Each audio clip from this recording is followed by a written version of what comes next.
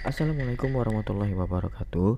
Perkenalkan, saya Syekh Putra dari IKM 9 semester 3 Fakultas Kesehatan Masyarakat Universitas Islam Negeri Sumatera Utara.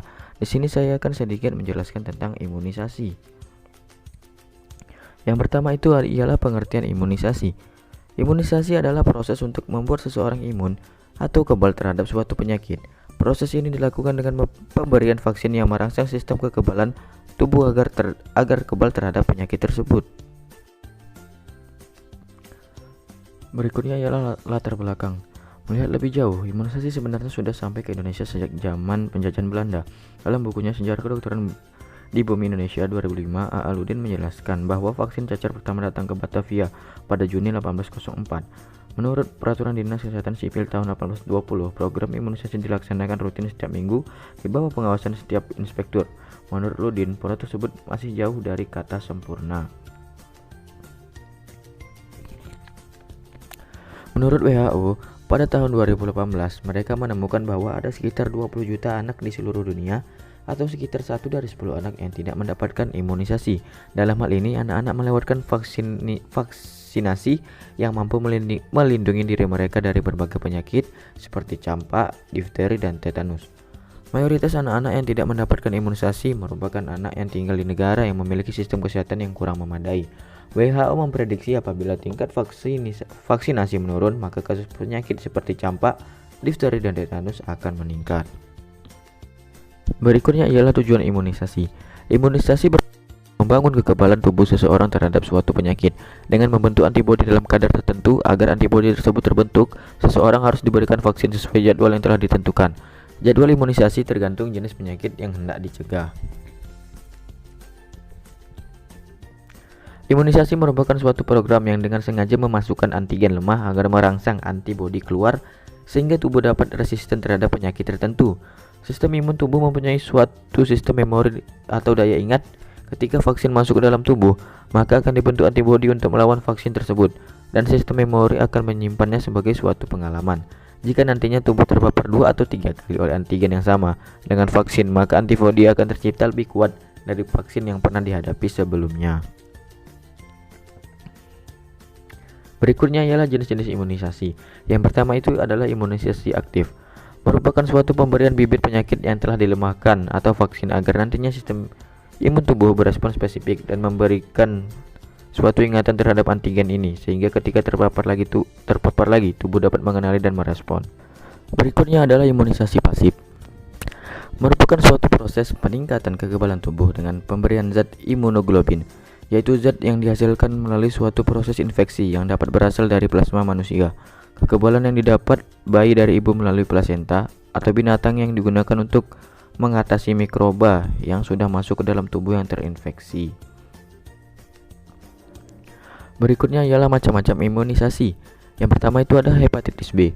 Imunisasi hepatitis B merupakan imunisasi yang mempunyai tujuan untuk mencegah virus hepatitis B yang dapat merusak hati. Berikutnya ada polio. Imunisasi polio merupakan imunisasi pada anak untuk melindungi tubuh dari gangguan poliomiyelitis atau infeksi polio yang dapat mengakibatkan kelumpuhan permanen pada tubuh. Berikutnya ada BCG. Imunisasi BCG merupakan imunisasi pada anak yang bertujuan mencegah penyakit tuberkulosis. Berikutnya ada campak. Imunisasi campak adalah imunisasi pada anak yang bertujuan untuk mencegah penyakit campak, measles yang terbagi atas 3 jenis, yaitu campak, rubella, dan gondongan. Berikutnya ada DPT. Imunisasi DPT adalah imunisasi pada anak yang bertujuan untuk mencegah 3 penyakit sekaligus, yaitu difteri, pertussis, dan tetanus. Efek samping imunisasi. Pemberian vaksin dapat disertai efek samping atau kejadian ikutan pasca imunisasi atau KIPI, antara lain demam ringan sampai tinggi, nyeri dan bengkak pada area bekas suntikan, dan agak rewel. Namun demikian, reaksi tersebut akan hilang dalam waktu 3-4 hari. Bila anak mengalami KIPI seperti di atas, Anda dapat memberi kompres air hangat dan obat penurun panas setiap 4 jam. Cukup pakaikan anak baju yang tipis tanpa diselimuti. Di samping itu, berikan ASI lebih sering, disertai nutrisi tambahan dari buah dan susu. Bila kondisinya tidak membaik, segeralah ke dokter. Selain reaksi di atas, sejumlah vaksin juga dapat menimbulkan reaksi alergi parah hingga kejang. Namun demikian, efek samping tersebut tergolong jarang. Penting diingat bahwa manfaat imunisasi pada anak lebih besar dari efek samping yang mungkin muncul. Penting untuk memberitahu dokter bila anak pernah mengalami reaksi alergi setelah pemberian vaksin. Hal ini guna mencegah timbulnya reaksi berbahaya yang disebabkan oleh vaksin. Berulang. Berikutnya ialah jadwal imunisasi dasar anak.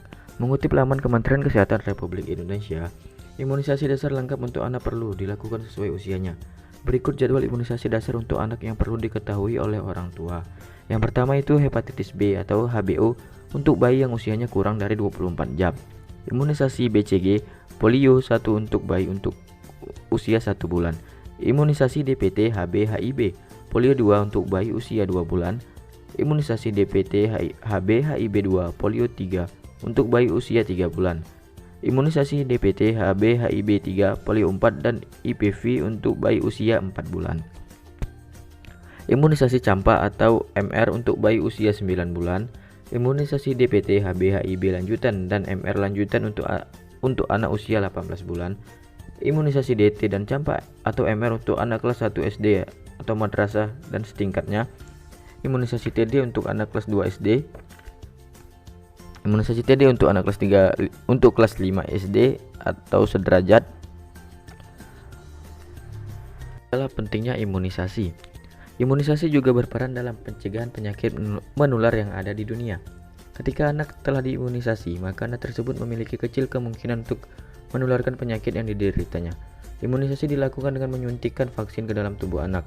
Pemberian vaksin ini akan membantu sistem imun anak memproduksi antibodi khusus untuk melawan jenis-jenis penyakit baru. Di mana imunisasi dapat dilakukan? Imunisasi dapat dilakukan di posyandu, puskesmas, rumah sakit, dan tempat praktek dokter anak atau bidan terdekat dari rumah. Imunisasi yang dilakukan di posyandu, puskesmas maupun rumah sakit tidak menjadi faktor penentu. Yang terpenting anak bisa mendapatkan vaksin untuk pencegahan penyakit. Vaksin yang digunakan di puskesmas disediakan langsung oleh pemerintah. Sementara untuk vaksin tambahan seperti influenza, varicella, PCV atau hepatitis A yang tidak disediakan langsung oleh pemerintah dapat didapatkan di rumah sakit atau dokter spesialis anak. Cukup sekian yang bisa saya sampaikan. Mohon lebih dan kurang saya mohon maaf. Kepada Allah saya mohon ampun. Wassalamualaikum warahmatullahi wabarakatuh. Terima kasih.